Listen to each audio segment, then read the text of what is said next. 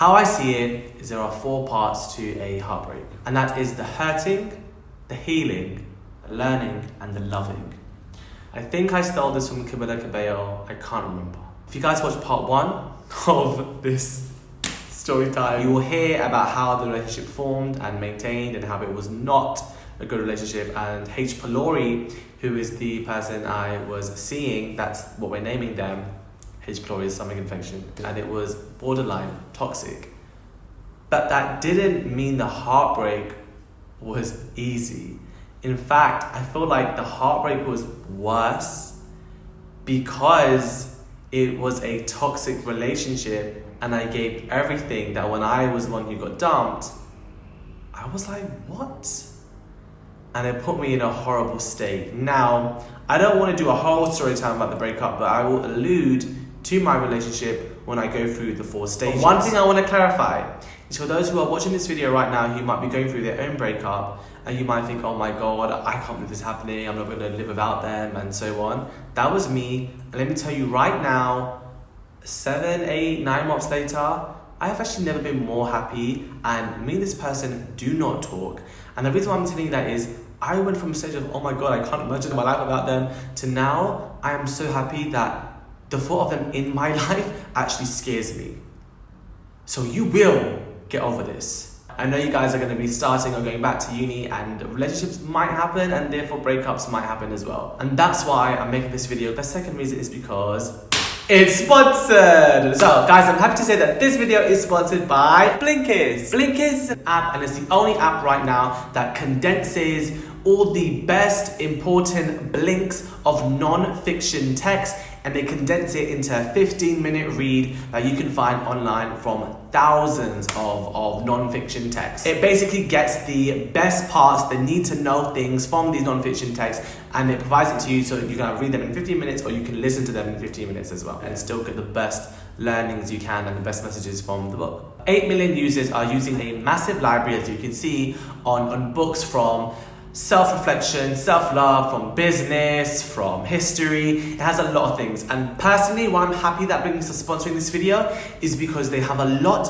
of psychology and well-being books. Specifically, if you look on my library right now, you can see that I'm looking at books that talk about the importance of forming attachments, forming relationships, and ending relationships. And it's such a good way for you to just remind yourself why you are doing what you're doing if you're going through a breakup. And I like it specifically because although it has like condensed versions of text, it also has quotes. So make sure you check out the app. I will leave more information in the description box below. The first 100 people who click on that link will have 7 days entirely free to use Blinkist as much as they want. And if you try it out and you like it, you can then get 25% off full membership. I would just check it out because there is a 7-day free trial. And it's free. We love free trials. I'm telling you, it will be so amazing to help you through a breakup if you're going through one. This means a lot to me to have a really great company be on my side when it comes to a topic like this. Now, let's get into this, okay? So, the first stage is the hurting.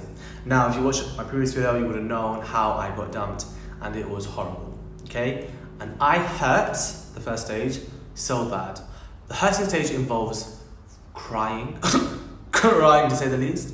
It involves feeling like crap, it involves not eating, it involves not sleeping, it involves not being able to think straight, it involves not being able to study, which is a really important lesson. It involves not being able to get up and do daily things and to think about your future. It's a horrible stage. So if you're going through a breakup and you think, oh my God, what is wrong with me? This is fine, yeah? We all go through it. But this is the hurting stage. For me, I hurt so bad because I think for me, I just gave so much, and because I feel like I had a bit of a reputation and I feel like, you know, I've accomplished quite a few things for someone my age and for someone who had my background, I felt like quite good. So when I got dumped, I felt like the rejection wasn't just on the relationship, it was also a rejection on me, like as a person and everything I worked for. And so when I was hurting and I did things like post social media, like, oh my God, I've been dumped. I know it's embarrassing and it's cringy, but people do it, yeah? When I'm asking everyone for advice, like, oh my God, crying to people, and one of my friends was like, you're Ibs mode, get over this, you're Ibs mode. I was hurting so bad that I didn't care about Ibs mode. I didn't think Ibs mode was anything. And I was so low, and I was so upset that, like, I'll be completely honest with you, and I am really embarrassed to even say that this happened, and I'm not like this anymore at all. But like, it even came to a point where I was just like, I don't even want to live.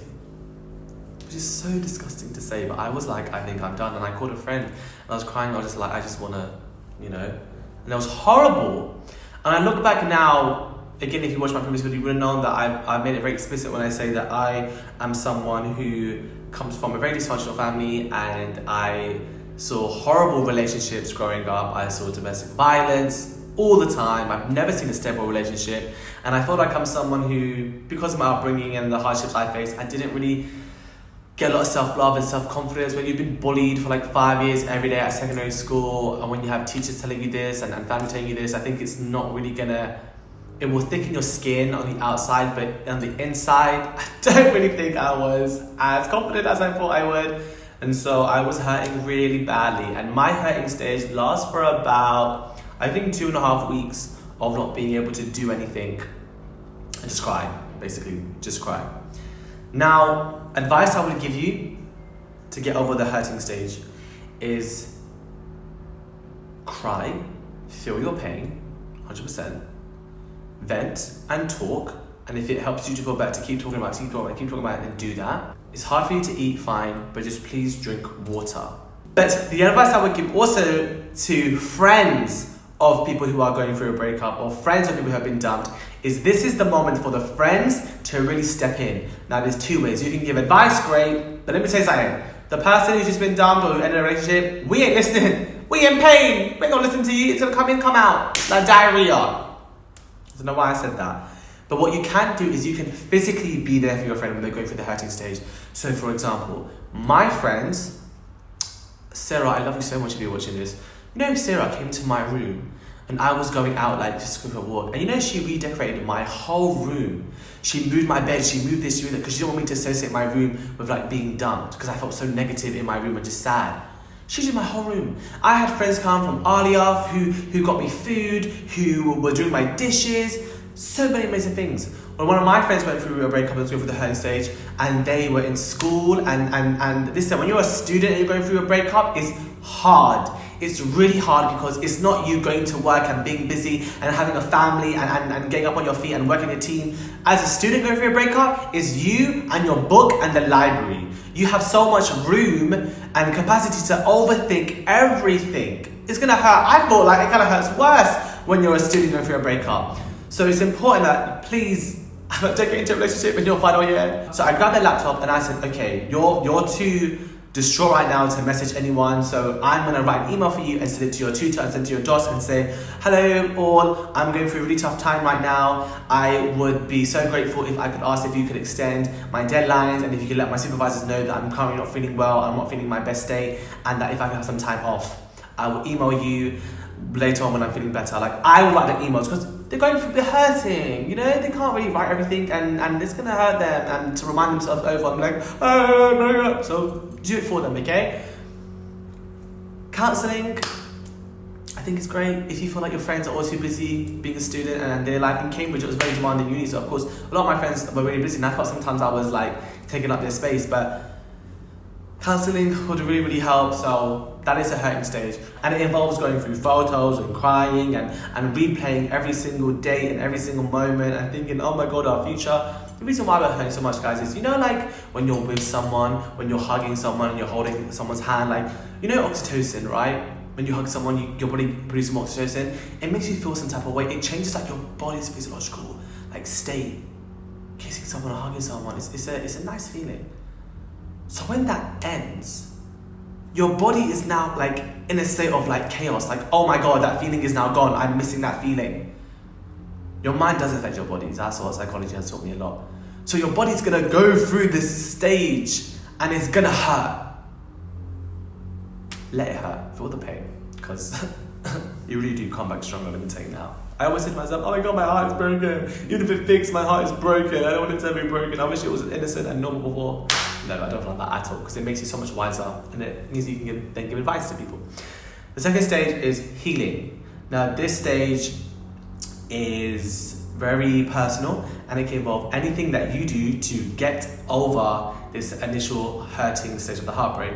So that can involve crazy things like going out, partying, people do a lot of partying all the time, rebounds, pussy stunting, which for those who don't know what pussy stunting is basically you donning up, looking your best bougie self and feeling yourself and feeling confident and working on yourself. It can involve you going to the gym, it can involve you changing your whole lifestyle, it can involve you making friends. I made a lot more friends through the healing stage. I kind of wanted to remind myself that, you know, I kind of maybe I'm funny, I kind of maybe do care about people, I am a caring person.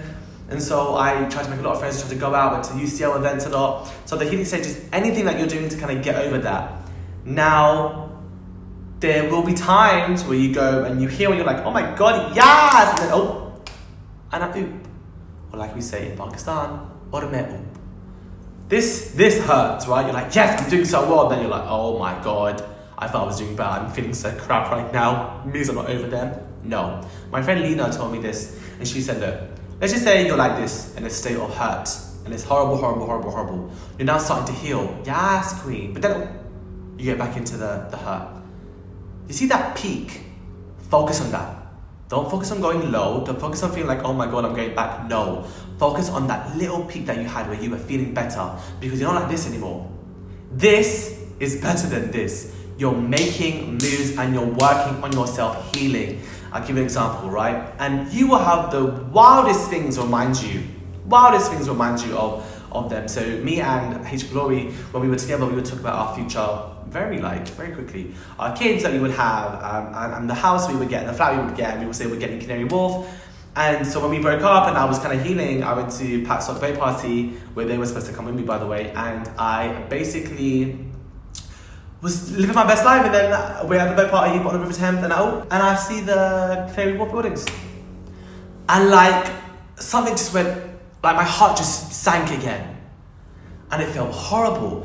And you're reminded of them by so many different things. So for example, like maybe they work in a similar building, or they like this type of song, or they like this artist. They just remind you, you're like, oh my God, it hurts. I'm trying to move on, should get out of the house, but things are still there that remind me of them.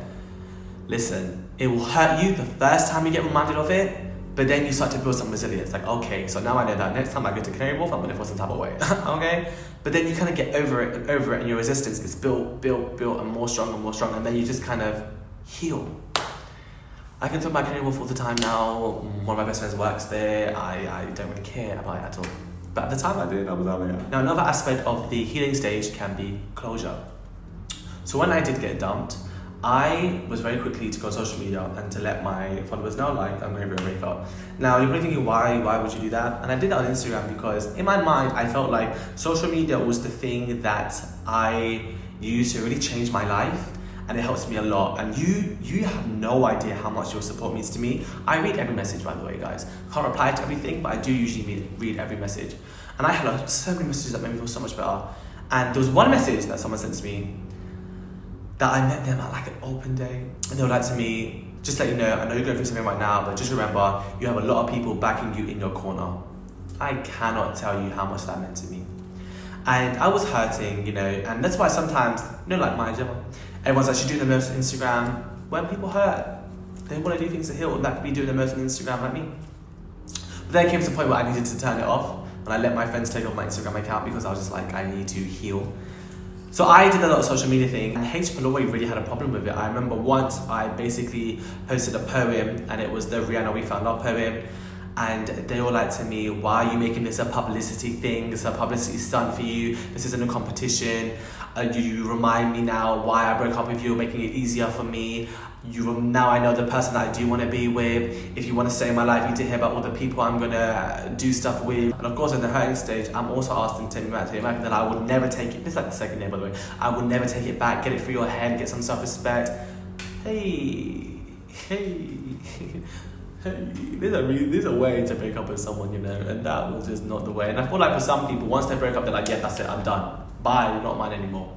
And I guess you can have that belief, but I think that I was raised with a bit more respect for people and empathy, that I couldn't be so horrible like that, okay? But anyways, they were really horrible. And this is like I'm just giving you the tip of the iceberg. They were horrible during this breakup. I was like, can we meet? Just so I can get closure. And they were like, okay, fine, we'll meet in 2 weeks' time. So we met, and I was like, can we meet in private, okay? Fingers crossed, hi, it's very awkward. And I say to them, oh, are they drilling? We'll be back after the break. And action, we are back from the break. The building has now stopped. Okay, so where was I? So then what had happened was when we then went to meet up so that I could get closure as part of my healing stage, right? So I was at this meeting in private. We met at King's Cross, and when I met with them, it was so awkward. And they were like, oh, let's go to Starbucks. After I just said we want to meet in private, and I was like, no, can we go to a hotel? They're like, no. Even in our relationship, in the last month of the relationship, we had not been by ourselves. And I'm sorry, I need to be by myself with you in a room to talk to you like properly. I don't want to be public. Like, I just don't want to do public stuff. And we can't have like DMCs and just proper face to face when we're in public and stuff like that. You know, people talk in private. Then I was like, look, I got a hotel. I'll pay for it. And then we can just talk there, which that did happen. I sat down opposite them and I was able to speak about everything. And there was one second where I was like, you know what, I actually cannot be bothered. But I did it because I wanted to voice how I felt about the whole relationship. And I was like, no, this is how I felt. Like, I didn't really feel comfortable. And let me tell you, because no one is going to know you in this relationship more than me, because I was the only person who's been intimate with you on this level. Same with me. So there was a time actually, you guys, where when they did break up with me, just a little quick story, 3 days after the breakup, I was doing my BTYS event in Oxford with Malala. Big deal. They knew about it every single day in the lecture because I spoke to them about it because it's a big deal for me. And they liked Malala, they read Malala's book, and they were basically going to come, right? And then, like, when the breakup did happen, when they dumped me and they posted that whole thing, if you watch my story, you wouldn't know. When I met Malala, because I still have them on my Instagram, and they saw the picture, like, I'm not gonna lie, it was 3 days, I was freshly hurt. And maybe it was too much of me to expect, like, a well done. You spoke about it for 2 months, every day, and you did it, well done. Like, well done, Ibs. You got a charity, and you did it. I didn't get that, but you look at my story, and you don't like myself, and you don't even comment, or even a thumbs up or anything, and yeah, the wrong thing there was that I was basically validating my kind of time and my effort based on their reaction when I should have done it in the first place. I should have had more confidence in myself and self-love, but that's how I felt at the time. And for them to not even acknowledge it after we spent 2 months talking about it, I felt like crap, man. I felt so bad. And the next day I sent them a message, and this was part of like my hurting stage, where I told them that I regretted messaging them this. I do not regret it to this day. And I told them how it was, because you cannot hurt me and treat me like a mug for so long, right? I sent them a message and I was like, you basically never deserved me, never deserved to be with me. I don't understand. You are not making it clear why you break up. You're saying we're not compatible, but you never said why. I did so much to make it compatible, and you basically had just, I said you manipulated me with the things you said, and it wasn't right. You are egotistical, and you have a ego bigger than your heart. And I 100% to this day agree with that. And the reason why I said to this day is because the aftermath, which I'll tell you guys in a bit, what they did after we kind of got over the breakup, just proved that, 100% proved that. So that is how I messaged them. And then when we met up and we got closure, and when we met up in the hotel, I was talking to them about how I felt for the whole relationship, and just like, yeah, you know, I didn't really feel so great. I would always feel on edge. And they was just cutting me off, shouting, saying, don't say this about me, don't raise your voice at me. And I wasn't raising my voice in the beginning at all. There was one point where I was like, how can you dump me over the phone after I told you to not dump me over the phone? And like, the way you broke up was so rude, and the picture you posted and the message you sent afterwards about, if I want to be in your life, I need to witness the people you date. You know who you want to be with, now it's over, we're never going to get back together, put that in your head, have some self-respect. And I was like, I felt like shit. I felt so bad. And in my head, I'm like, I wanted to kill myself. And what they said to me, you deserved worse. I deserved worse. I deserved worse. Worse would have been me killing myself. I deserved worse. Really. I am someone who likes to speak like that. My mouth is always open. But that moment, I was like, wow. Shut down, like, wow. Then they interrupted me before I could finish, and they were telling me how I flopped the whole relationship because or the moment I kissed someone. If you watched my previous video, you would have known that it wasn't that at all. That's when I flopped. And when I was giving examples of how I put a lot of effort, how I travelled all the way here, how I did this for them, how I did that for them, the whole reply was, oh, well, you're a grown man, you can decide what you want to do with your life. And it wasn't about like, oh, me trying to make someone feel bad about that I've spent all this money coming here. I didn't even mention money on dates. I just said me coming from Cambridge to London. Like, yeah, of course I can, it's my own time and my own money and I decide what to do with it. But like, just, do you not realise how much effort I'm putting into this? And you couldn't meet me halfway, and you should have broken up with me earlier. Not when I've gone through so many stages of my life. You should have broken up with me the first two, because I told you from the beginning, I only want something serious. And then what happened is they ended up leaving halfway, or they ended up leaving. They were like, oh, I have plans with my brother to get dinner. I'm thinking, this is the last time we're going to meet. This was the moment for me to get closure after you broke up with me so horribly. And now you've already made plans for dinner for a sibling who you see all the time. You couldn't just give me that, 2 hours? Has been an hour. Like, really? Just shows you that they just didn't care. And when they walked out, they literally walked out like, bye, I'm going, that's it, bye, before I could finish it. I'm like, what the hell, stay, let me finish. Like, no, bye. And I had two options. One was just to go and chase them, and one was to just stay. And I did the latter, and I stayed. And they didn't know this, but I actually did have friends outside the hotel. I had about a couple of friends outside. And when they left, I called my friends came, and then I was just kind of like saying like, yeah, like I did feel like I never even got my closure. And they were like, you did? I called Christina was like, you got your closure, this is the closure. How they walk out, how this relationship didn't even mean a lot for them. And if they go into further relationships, it's going to be the same thing.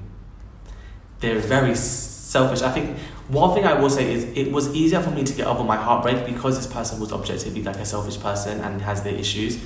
And so getting the part closure definitely helped with the healing stage, because the day after, my friends came from Hackney, my friends came from London, one of the best nights in Cambridge ever. We all went out, had a great time, went to the club, and I was single, so I kind of just, had a bit of fun. Now, I'm not going to get into this, but there was a lot of family drama. Lots of family drama that happened afterwards, and I think that really hurt me. And then what's happened, and the mistake I made, is that I didn't unfollow their friends. This is another tip: unfollow their friends. And if you're like me, you're probably thinking, oh my god, if their friends follow me, I thought if H. Chloe's friends follow me, then they might tell H. Chloe, oh my god, look what he's doing, like he's doing so well, maybe you should get back with him, blah blah blah. And yeah, I had that feeling. And what happened? Completely backfired. When I was revising for my entrance exam with my masters at the UCL library, I was following one of their friends and I looked at their story, and their story was what? This is like 2 weeks after the breakup. The story was what? It was a boomerang of the friend and H. Pylori and a poll, which was something like, how many guys is H. Pylori going to pull tonight, or something like that. And what was said was, when we were in a relationship, I bought H. Pylori this very great Islamic canvas of £250, and there was an Islamic canvas that said, after hardship there will be ease. And it's because they were going through a stressful time. And on the day when I saw the boomerang, I literally said to my friends, like, should I just send it to them? I mean, I don't want it, it reminds me of them, so should I just send it to them? And it's a nice canvas. So I'm here, clownery, thinking, here, let me send you some canvases that cost me money, while you're out here doing intentional boomerangs. Why do I know it's intentional? This friend does not have a lot of followers, and you know that I'm following your friend, and obviously that's a mistake I made. And I knew it was a post targeted to me. We're not stupid. Things are calculated, okay? You know that I'm following your friend, because I have a following. When your friend goes on their Instagram stories, I'm the first one to come up. And so it was calculated. And I was so upset, and I said to my friends, how could they do that? And I had two reactions. My friends from Hackney were like, they can do whatever they want. Ibs, you need to get over it. That really hurt. Because I felt like I was still hurting, right? Hurting, healing, going in and out. My friends from UCL were like, that's horrible. And that's the difference between human beings and animals, is having common decency and not going out your way to intentionally hurt someone. But that was the best indication of H. Pylori. They did go out of their way to hurt someone. They did go out of their way to hurt me numerous amount of times. Even afterwards, I don't know. Remember, after seeing the boomerang, I was crying. I'm a mess. I was crying in the library. My entrance exam was the next day. Didn't do well. Completely flopped it. Went to Malaysia because of family drama and the stress of that, just thinking I want to run away. Did, and I healed. Healed so much being abroad. Being in a country where the time difference is 8 hours ahead. They're awake when you're asleep, you're awake when they're asleep. Being in a different environment, traveling this far out in the world for the first time. Being with Hasha, reminding me of like the best year of my life, my first year of uni, helped me so much. I know not everyone can travel, and it's a privilege to say I can travel. but I did. And the reason why I did it was because I actually had this fear of flights. But I said to myself, I'm not gonna let this breakup go in vain. I'm gonna do things that I couldn't do if I was with them. And one of them was traveling to Malaysia, because I wouldn't travel that long if I was with them. They probably wouldn't want me to. And so I traveled, and I made sure that I socialized more. I made sure that I was kinder to people. I was nicer to people. I checked on their well-being. I gave my number out, and I was like, if you need help, just message me to friends at UCL. And I made it a thing to really just check up on my friends. Going to Malaysia was my time to heal, and when I came back, I did the same thing. Checked up on all my friends and their well-being 100%. 100%. And I had so much more fun, because I was like, these are my last memories I'm gonna make. I was gonna drop out of Cambridge, by the way. I was gonna intermit, but then I decided to come back, and alhamdulillah, I graduated. And so what happened was, when I even was in Malaysia, they messaged me, Happy New Year. Why is their number not blocked? Because maybe I wasn't ready. And that definitely triggered me, because I was like, I'm in Malaysia trying to heal and trying to mend the heart that you broke because you are a horrible girl. And you're now coming back. Remember someone telling me they always come back? Yeah, they always come back. And what did I do? Did I ignore the message? Did I think, oh my God, I'm free? Like, oh my God, they want me back? Yes, but like, I'm not gonna go back to you. I replied back saying Happy New Year. The conversation was dead, and I wanted to end it. But then I actually felt some type of way, and I sent them like a meme. That's what we used to do, send memes. So I was like, maybe we can get back to the way we were. And yeah, they replied, but it was just dead. Didn't message them since. Came back to the UK, healed a bit more. And when I released the video, which was this video about why I ran away, I felt some type of way, because, you know, I'm editing it and I'm watching it, I'm putting it out there. So I felt some type of way. So I messaged them again when I was out one night. And I messaged them like, hey, don't care about what happened, just want you to do well in your life, and I want you to get the training contracts that you deserve, or whatever, right? You can tell I was still in the healing process then.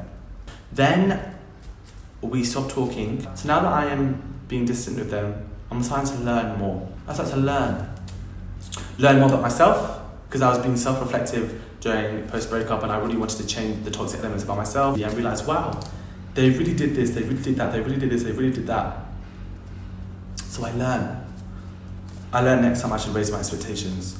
I learned next time I shouldn't settle. And I'll be honest with you, I actually did get a bit of attention after that for the first time. And it actually felt good, you know, telling me how they kind of want to go out on a date or something like that. And so that was really like, you know, put my confidence up a bit. Then they messaged me in February on the night of the Paxoc ball. I was with a girl, and I took an Instagram, and Instagram was like, oh, they're a lawyer, they're first class, Magic Circle, follow them. And then they messaged me on Instagram, and they said, see, I told you you'd find someone like me. Now, me and H. Ploy would go from blocking to unblocking each other. I thought maybe we can, you know, unblock each other, not follow each other, unblock each other, and that'd be fine. No, it wasn't. Because then obviously stalked my account, then stalked my Instagram stories, then felt the need to reply to that story saying, see, I told you you'd find someone like me, kiss, kiss. In what world, what warrants a message like that? What? And I saw it after the ball, and when I saw the message, I was like, I actually felt a bit sick. Like, no. Don't come back into my life. Me not thinking of them as much, and me getting over them, and me healing, I was happy. That's what brought me happiness, was knowing that I was getting over them and removing them from my life. Learning what they did was wrong, and learning that I deserved better. That when they came back, it's like it caused me pain, it caused me anxiety, and I was like, no. And I mentioned them like me, I was like, no, the person I'm with is one of a kind, block them. But then I'm in my feels, right? Going through heartbreak or going through post-heartbreak during final year, when all you have to do is study, triggers you a bit. And I basically had like an argument with a friend, and it triggered me a lot. And then one of my friends was going through a breakup at the time, that triggered me. And I messaged him on WhatsApp, and I said, look, the reason why I blocked you on Instagram was because I just want to focus on my Cambridge degree. I am healing and it's working, and I just want to, you know, do my internships. But I'm wishing you the best of luck with the future and your family, and maybe after my exam that we can, you know, talk, because there was a reason why you messaged me, right? There's a reason why you messaged me. And this is how I know that they did not use this opportunity to learn or be self-reflected, and their ego is on another level. Will they reply to me, guys? First of all, a degree from the UK is not called a Cambridge degree, it's called a degree. Second of all, it was just a bit of banter, get over it. Thirdly, because they basically worked in a company called PwC, and I was like, oh, I had friends that work in PwC, and some of them were starting, and it's kind of all reminded me of you a bit during the text I sent. Thirdly, you're lying about your friends joining PwC because PwC is only taking 8 Oxford students or something like that. So first of all, you're gonna be so petty and shallow about my Cambridge degree. The first message they actually sent me before the vulgar one, it's good to see someone like you, Brown, at Cambridge. Do you realise what I stand for and what my presence in Cambridge is about and all the work I do in Cambridge is for? What my charity, what my YouTube channel, all my extracurricular, what it all stands for. It's to change an institution like that and to make it more accessible. You know that. And now you being so petty to like imply that I'm saying Cambridge degree because I think it's great.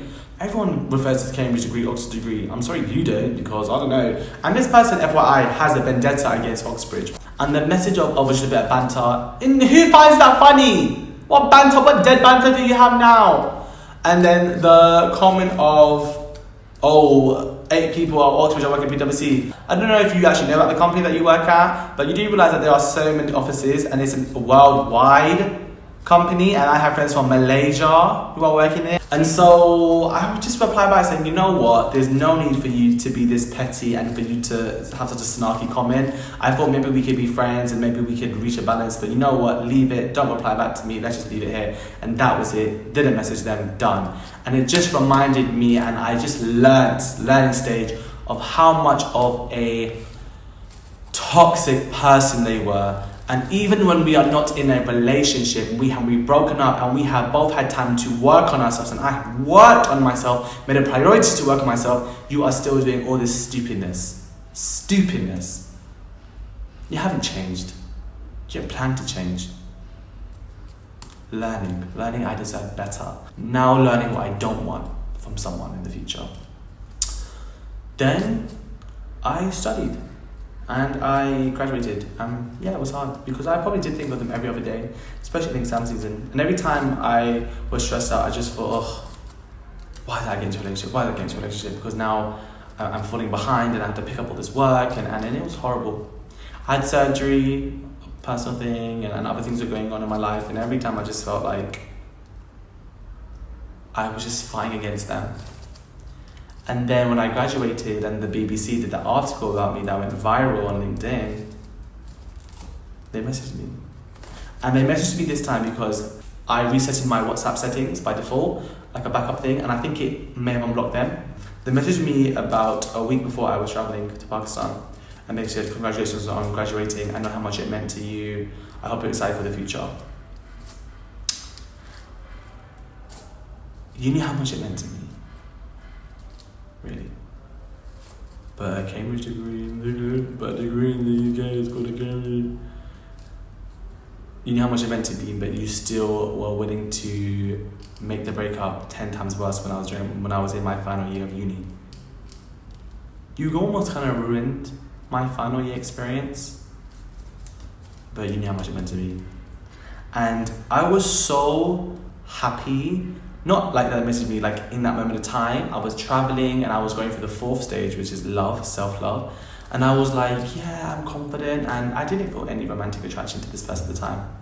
And I was getting my visa from London, and it's opposite Westwood Stratford when I got the text. And I sent them a picture and I was like, lol, look where I am. And the picture was in front of the hotel. Conversation died in 2 seconds, and that was it. I didn't want to pursue anything after that. Didn't want to. Sent a message to my friend and they were like, lol. They were like, see, last time we spoke about them, we summoned the devil. My mum said that, you know what? Some people come in the forms of shaitan, the devil. I was like, mum, that's so rude. And then during the closure moment where they were like to me, oh, you deserved worse. I was like, mum, the shaitan, you're right. The Antichrist. And then I started the 4th stage, which was love. I decided that I'm now going to love myself. I'm going to travel by myself, spend 10 weeks abroad, working for a legal internship in Pakistan, Islamabad, Lahore, Karachi, connecting with people in my family, learning to be by myself and loving being by myself, and, you know, not relying on my friends so much and just relying on my own perspective and my own voice and my own reasoning and achieving a lot traveling. I did a talk in Malaysia. I did my first international talk at GIS, Guardian International School, doing a TEDx talk in 2 days. I am actually being sponsored to come back to Malaysia in December to be a part of the South Asian Conference, which is one of the biggest, and I'm the youngest person to do it. And then also on the 14th of September, I'm going to be speaking at the 150th anniversary of the Fitzwilliam College, University of Cambridge Access Conference, and again, I'm the youngest person there as well. I'm a good person, you know. Yeah, I make mistakes. I make so many mistakes, but I always try to learn, and I always try to reflect. When you grow up the way I grow up, and when you've seen the things that I've seen, like, it is going to take a massive toll on you. And that's why, like, it's made me realize how important it's going to be when I'm a parent, and how I will give my future children the love that my parents never gave me. But it taught me a lot. And that love stage, I've reached it. And I'm happy. And now they're dreaming again. We'll return after the break with my final summary of tips I'm going to give you guys, okay? See you soon. Okay, so it's back after the break. Can you tell that I've actually been away on camera for 5 hours? Now that you guys have learned the different stages of the hurting, the healing, the learning, and the loving, I'm going to give you guys some general tips that you can use throughout the whole relationship that really helped me. Now, the first tip comes down to seeking and giving advice. Your relationship was personal to you. Nobody knows what you went through in your relationship completely but you. Surely you can relate to other people, yeah, but what goes on between you and that person was just you two. So when you ask for advice from people, they're going to base it on their own experience, but their experience of their relationship isn't the same as you. Stop listening to people, and if you are a friend, don't give your friend advice. Be objective. Say, well, I can't give you advice, but here's all I can tell you. Here's all the different options you can take. Let's talk about them together, pros and cons, but ultimately it's up to you. And following that, the second thing is, you are going to be angry, you're going to be mad, you're going to be crazy. Now, of course, you can feel your feelings and you can kind of do what you want, but just be careful you don't do things you might regret. So, for example, when my friend was going through a breakup, I said to her, like, look, just don't say anything rude. I've had friends who've had other people saying messages to them when they're going through a breakup, like, oh, like they'll cuss their looks, they'll cuss their personality, they'll cuss, like, their family and stuff like that. And it's just like, don't stoop that level. I know you're hurt and you might think it's the only thing I can do to get over it. No, just hold on, okay? The third thing is to block. And I know it's hard because we've just said, you know, you have a tether with someone and now it hurts. You'll be able to get over that unless you block them and you block their friends. I learned the hard way. Blocking them doesn't mean like, oh, you're done with them forever. They're still in your mind. And say to yourself, I'm blocking them for like 2 weeks. Just so I can heal. Or I'm blocking them for a month, just so I can heal, and then see how you feel. And what might happen is you might be like, okay, well, I didn't even need to unblock them. That's happened to me. And the friends part is really important. They're not your friends. They're their friends. They will never be on your side. Number 4, when you do listen to music, because I know you will, and music is powerful, right? And it's going to upset you, and it's going to hurt you, and it's going to remind you of them. When you listen to love music again, try to think of yourself. This sounds weird, but I just all the time. Try to think of music, but to yourself. That song is about you now, okay? Sing it to yourself. And then even listen to music that has a mention of relationship upsets you, but listen to music that don't has any mentions of music. And there's songs about money. Come on, Cardi B. There's songs about not giving up. There's so many songs about there that are not to do with love. One song I will say that did help me was Justin McCartney. Beautiful Soul. I don't want a pretty face. I don't want anyone to hold. I don't want my love to go to waste. I want a beautiful soul. Because I thought like, yeah, H was just a pretty face, but horrible soul. Tip number 5. Now on your phone, if you go to your photos, like with iPhones, it has like saved photos, so it actually recognizes people's faces and has a folder about them. Yeah, my phone was a pagan because my phone had pictures in an album of H. Pylori, like just there waiting for me to watch. And I was like, and I couldn't really delete it because I didn't want to delete it.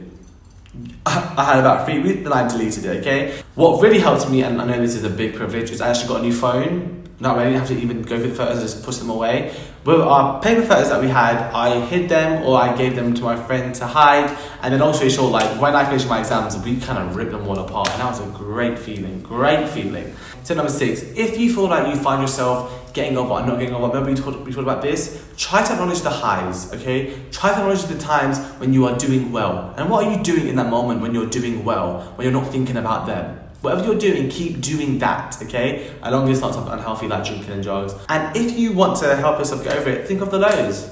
There have been times I'm like, oh, I miss H-Glory. Then I think of the messages they sent me, how horrible they were, how many times I cried, and I was like, oh my God, I don't miss them at all. The other tip, which is tip number 7, do things now in this breakup that you wouldn't do if you were together. So don't let the breakup go in vain. For me, it was traveling to Malaysia.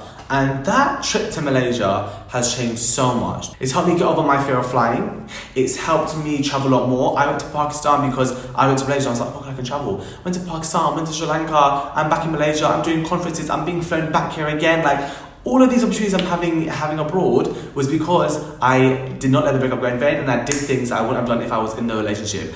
And more importantly, there's something to know. If you do something positive through the breakup, don't think, oh, I'm so grateful for everything that you did, and I'm happy that we went met because through the breakup I did this and I did that, and I'm so grateful for the way my life has changed. Thank you so much. No, because that was your decision to not let the breakup go in vain and to take advantage of other opportunities and to be self-reflective and to better yourself. Let me tell you something. This H. pylori stayed exactly the same.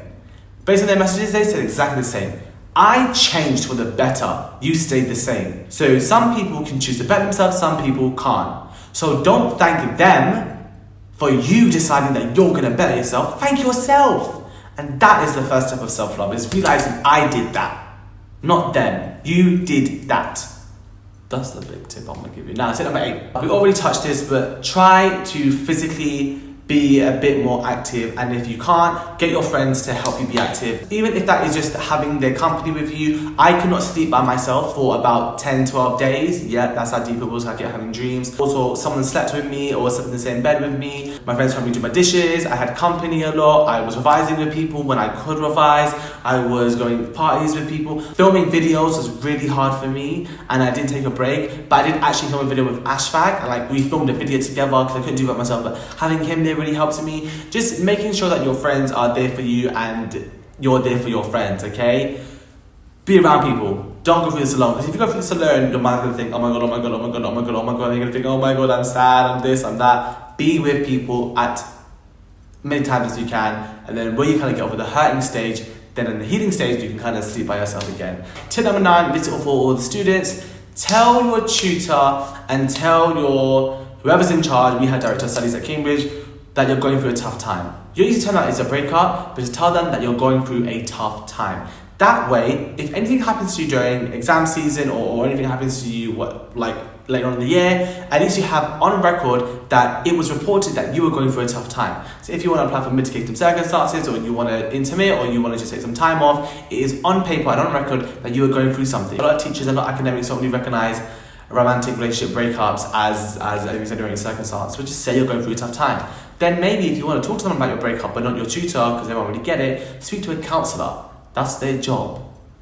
I feel like the counsellors the one that I experienced will really, really get it. They really help. So I'm not saying counselling is for everyone, but just try it out, and at least that way you're talking to someone who wants to listen to you, and you're not thinking to yourself, oh my God, I'm that friend who just keeps talking about my ex. No, even though you are allowed to do that, and your friend shouldn't make you feel bad for doing that. But speak to a counsellor, because they actually want to hear what's stressing you out, so they can help you because they want to help you. And the last tip is a quote that I read on Twitter. It is okay to miss somebody and not want them back. Throughout the year, it was me, myself in the library. There were so many times where I missed H-Glory, and I was just like, oh, I wish I could go back to the times where we were laughing and happy and we weren't thinking about this, we were thinking about that. But do I want them back? Absolutely not. If you find yourself, oh, I miss them, oh, why are they still on my mind? It's been 8, 10, 14 months. It's fine to miss someone, but you can also not want them back. It just shows you that you are a person who cared about someone so much. So you're a person who's capable of caring and loving. When did that become a bad thing in this world? Use that love and use that care. Work on yourself. Get your self-respect, get your self-love, get your self-confidence, love yourself, learn to love yourself. Then if you want, you can then put it to someone else. That love that you have, which is a beautiful quality. How many cold people do we know like H. Ploy in this world who are horrible when it comes to breakups? You're not like that. Doesn't mean that you're not over them. It just means that you miss them because you had a connection with them, an intimate emotional connection. But at least you were able to have that connection. And that was probably the best advice or the best tweet I've read in my life. It really, really helped me. But guys, that is it. This relationship was very short, but very intense. And it taught me so much. But I also was very reflective. I took the time to learn about myself and learn what I want, learn about my negatives, work on them, see people struggling through relationships and not give them advice, but tell them my story, empathize with them, and give them some options that they can have. Sometimes when you're heartbroken or your friend is heartbroken, they don't need advice, they just need someone to listen. So just listen, lend an ear. Just be that person. Here's how I see it. Let's just say you have the analogy of a broken heart. No. I have the analogy of there is an outline of a heart and there are puzzle pieces. And every kind of hardship I go through in my life is a puzzle piece and I'm putting it in this heart outline. One puzzle piece can be growing up in poverty. One puzzle piece can be growing up with a dysfunctional family. One puzzle piece can be heartbreak. One puzzle piece can be rejection I faced in education or in a work job or anything like that. All these hardships you've gone through, you put into this heart, right? And all these experiences just teach you to get back up and keep moving. But you can only do that by respecting yourself and loving yourself. So all these experiences are teaching you to love yourself, right? It's teaching you love. You have all these pieces of love and confidence. You put it in this outline of heart. So now you have a new heart. And who do you give this heart to? Yeah, you give it to yourself. Do you give it to someone that you're going to be in the future? For me, I'm going to give it to my future children. All the experiences I'm going through now, I hope will make me a better father to my children. And with all due respect to my parents, make me the parent that I never had. And on that note, thank you so much for watching part 1 and part 2. You'll get through this and you'll get over this. And I know it sucks right now. Believe me, I know you don't want to hear time is the best healer. Listen, time is the best healer, but you can do things along the way that will ease it. Thank you so much. Please follow me on Instagram, Twitter and Snapchat and LinkedIn. DM me if you feel like this is something that you can relate to, or comment down below if this is something you can relate to, or just contact me. I love you guys so much. Thank you so much for being there for me and supporting me, and without your support I definitely would have not gone through this. So thank you so much. God bless, stay tuned and just keep going, okay? You got this. Love you so much. Mwah.